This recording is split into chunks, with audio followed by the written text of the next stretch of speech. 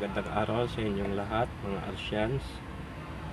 Ngayon araw po ituturo natin paano natin i-upload ang PDF file from sa ating modules, Alternative Learning System Modules app. Pero bago ang lahat, paki-subscribe, i-subscribe na lang po ang aking channel sa YouTube channel. I-click nyo lang po ang subscribe. Ito po yung subscribe. I-click at click, saka may makikita ko po ang mga video. May dalawang video pa lang na-upload natin. And then wag din nakalimutan i-tap ang icon na ito. Ang icon na ito, bell. I-tap nyo lang po. Ibig sabihin, mano-notified po kayo kung may bagong video ma-upload galing sa aking channel po. So, pwede nyo panoorin po ang mga video natin bago natin ituloy ang iba pang video at tutorial sa aking modules. So, i-like nyo lang po ang mga video natin. Ito po, pwede nyo i-like and then watch nyo hanggang matapos po.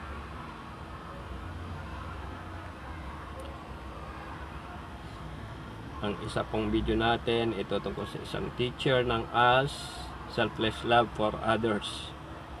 I-like nyo na rin po. Ayan. And then punta na po tayo sa ating ALS modules apps, kung paano natin i-download po ang PDF file niya sa ating mobile phone. Ito po yung ating modules. Ito po,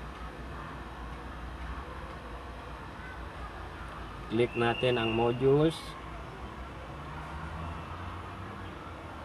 Ayan na po. So, may makikita natin dito notification na Alternative Learning System modules are in PDF format and it is free to download. So, gusto nyo hindi na lumalabas po ito tuwing magbubukas po kayo ng apps natin na modules, i-click nyo lang po yan. Please don't show again. I-check nyo lang po, please don't show again. Para sa sunod yung pagbukas ng modules, hindi nyo na lang po ito makikita. Then, i-okay nyo po. And rate our ALS modules app. Do you like our modules? Gusto nyo i-rate po? Yes, rate now. Or maybe later. So, ito po. Yan po na yung pong modules natin. Module 1 hanggang 9 po ang meron tayong modules. At ALS review naman 1 and 2. So, ito pong paraan natin. Unang paraan, paano natin magbukas ng modules. Ito po, i-click nyo lang po alin dyan gusto niyo na modules. Pare-pare lang pong paraan yan. I-click nyo po. I-click natin ang module 1. And then, may notification lumabas. To access this content, it is necessary to watch a video.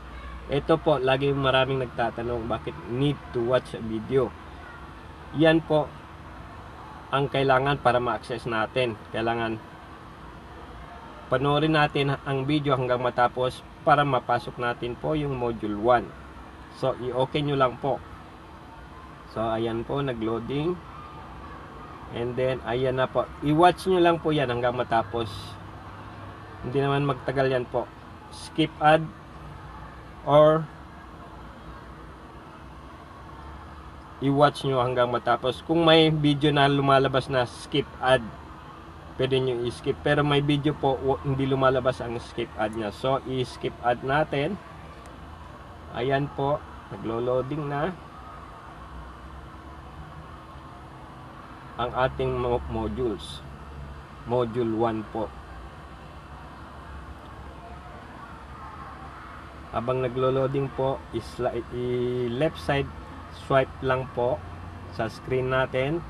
may makikita po tayo ng mga side menu na ALS Modules Room, Alsian Chat Room. Ayan po, yan ituturo ko din mamaya po sa inyo paano. Ayan po, naglo-loading pa lang po. Hintay lang po natin.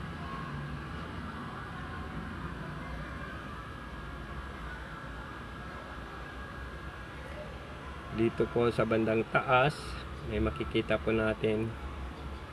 Yan po, Application Developer and F2 RAM OS. Kung saan pwede natin sila i-email.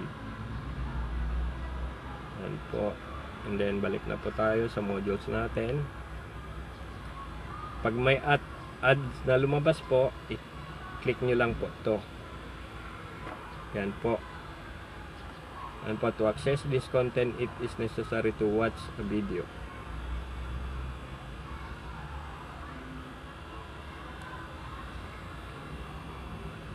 I-open nyo lang po natin.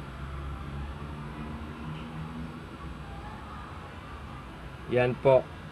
Ito po, tulad ng kanina sinabi natin, skip ad. Pwede natin i-skip po yun para ma-direct na po tayo sa module natin. Pero ito kailangan po natin matapos talaga dahil wala po siyang skip ad. And then pagkatapos naman i-close nyo lang po. I-click nyo sa bandang itaas kanan sa corner, may icon X po doon. So i-click nyo po. And po hintayin natin mag-loading. Ayan na po ang module 1 dahil pinili natin po ang module 1 kanina.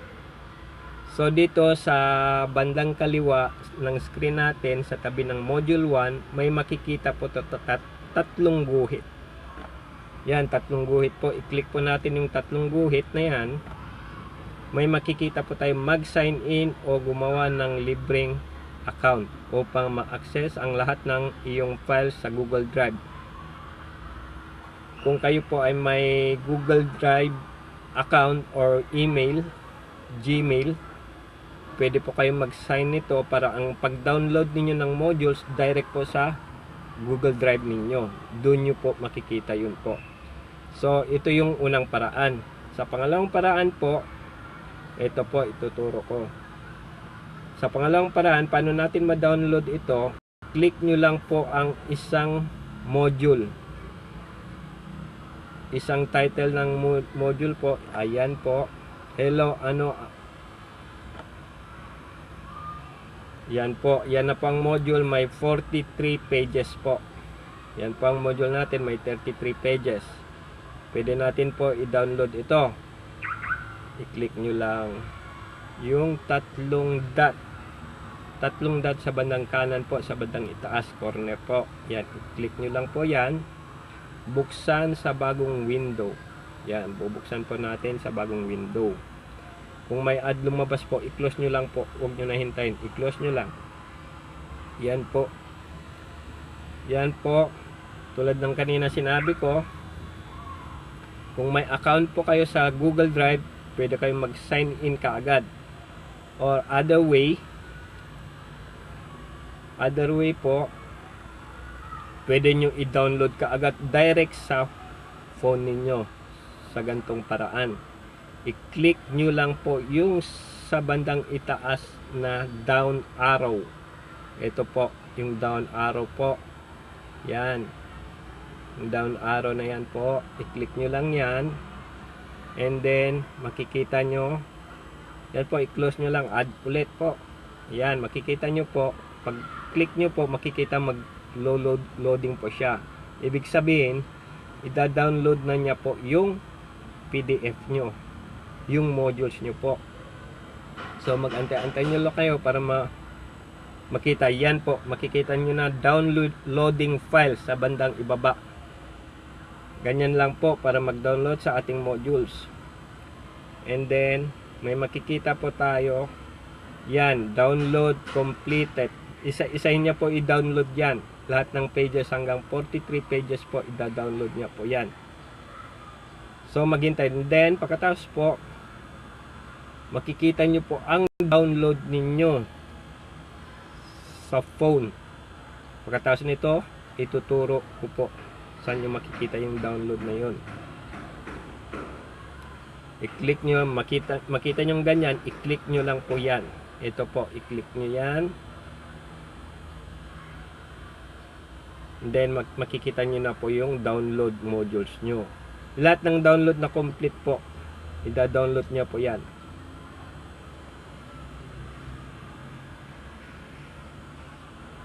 So, i-click lang po natin yan. Ito po. At open with. May lumabas notification. Open with. Sure ko po may PDF apps po kayo sa mobile phone nyo. Piliin nyo lang po. Alin dyan ang gusto nyong buksan. Gamitin na PDF reader. So, ako po, ito po lagi kong ginagamit. Yan po ang lagi kong ginagamit. So, yun ang bubuksan natin po. So, ito po siya. Hanapin po yung natin file manager natin. Makikita natin po all files. All files, files, documents. Ito po siya. Ito po yung apps natin po. Yung kanina dinownload natin. Yung module po. Ito po siya. So, buksan nyo lang po yan. Drive PDF View. Viewer, PDF Reader, WPS. Pili lang po kayo dyan. So, ang lagi kong ginagamit, Drive PDF Viewer po. Ito po. Yan po. Yan ang lagi kong ginagamit. So, click lang po yan. Ayan po yung dinownload natin kanina. Lahat ng pages nandyan na po. Ganyan lang po kadali mag-download ng modules natin. Kaya gumawa po ako ng tutorial para mas mapadali pang pag-download nyo, kasi meron yung iba may message po sa akin, mahirap i-download at hindi pwede i-download. Yan po. So, balik po tayo sa ating modules app po, at ituturo ko naman po yung iba mga gamit nito. Meron po tayong dito sa side menu, ALS Modules Room. Yan po siya. Yung kanina. Ito po. Ito po. Yung sa pag-download mga modules at reviewer, pare-parehong paraan po nila. Yung tulad tinuro ko kanina. So, ito po sa Alsian Chat Room. Sa Alsian Chat Room, yan po. Ads na naman. I-close nyo lang po. Huwag nyo na i-click. Pwede nyo i-close kagad.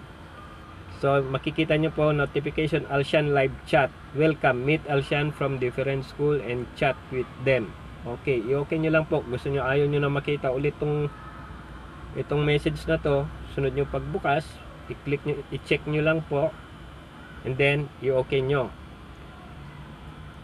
So, meron po tayo dito sa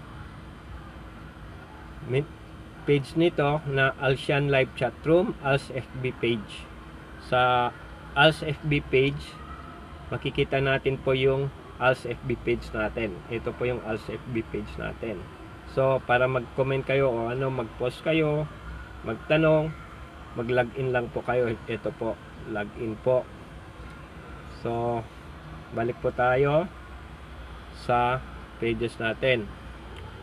Ito po, i-click natin Alsian live chat room. I-click natin Alsian chat room. Welcome Alsian live chat room, where you can meet new Alsian from different schools and chat with them. Ayaw yung makita ulit po to sa sunod yung pagpasok ng live chat room, i-check nyo lang po yan. Check nyo lang and then i-okay ninyo. Ganyan lang po kasimple.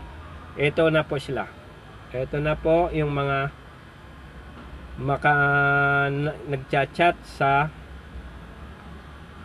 live chat room ng ALS. Lahat po ito may estudyante ng ALS sa iba't ibang ALS Learning Center, Pasilag, from Luzon, Visayas, and Mindanao. Nandito po sila lahat. Yan po, gusto nyo pang makita ang iba, yan po, marami na po sila dito. And then, gusto nyo po mag-chat sa isang kaibigan nyo o kakilala nyo, i-click nyo lang po yung profile pic nila. Profile pic nila po ito po, i-click nyo lang. and then i-click nyo, and then makikita kayo public comment. Public comment, yan po ang public comment para sa kanya po, si June Kabang. Tapos pag di kami makapasa, din kami makakapag-take ng ANE test po. Yan po si June Kabang, nag-message, and then gusto niyo sila maging friend talaga, ma-notify talaga kayo kung may message siya, i-click nyo lang yung star. And from now on you will receive information of the activity of this person. I-okay nyo lang po. Ayan po, bali dalawa na po sila. Yan. Ito naman sa public comment po, lahat po nasa chat room, makikita po nila to. Public comment, makikita po nila yan. So pwede ka mag-chat sa kanya po. Yan po.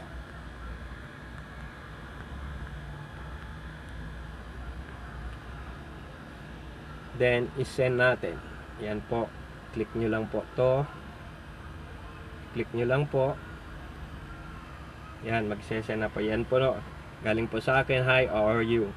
And then kung ayaw nyo naman, gusto nyo naman mag-chat ng privately, i-click nyo lang po dito. Yung ito po. Ito po. I-click nyo yan. Yan po, ito, i-click nyo. Ito po siya, i-click nyo po yung katabi ng star sa dulo, i-click nyo lang po yan para mag-chat kayo ng privately. Yan po. Yan, pwede kayong mag-chat ng privately. Walang nakakakita sa inyo, sa inyong mga chat po. Bali kayong dalawa lang po. Yan po. So subukan natin mag-send ng message sa kanya. Yan po.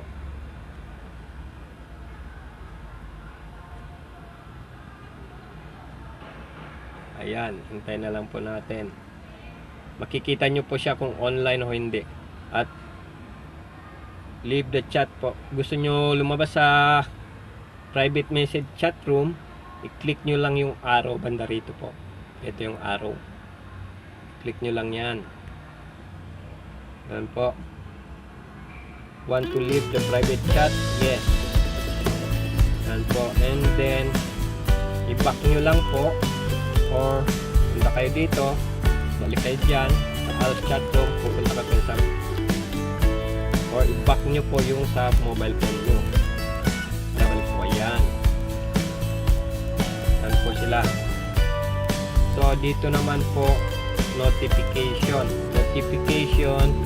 Ito galing po sa mismong gumawa ng apps na ito, kung mag-notify siya ng bagong update o wala,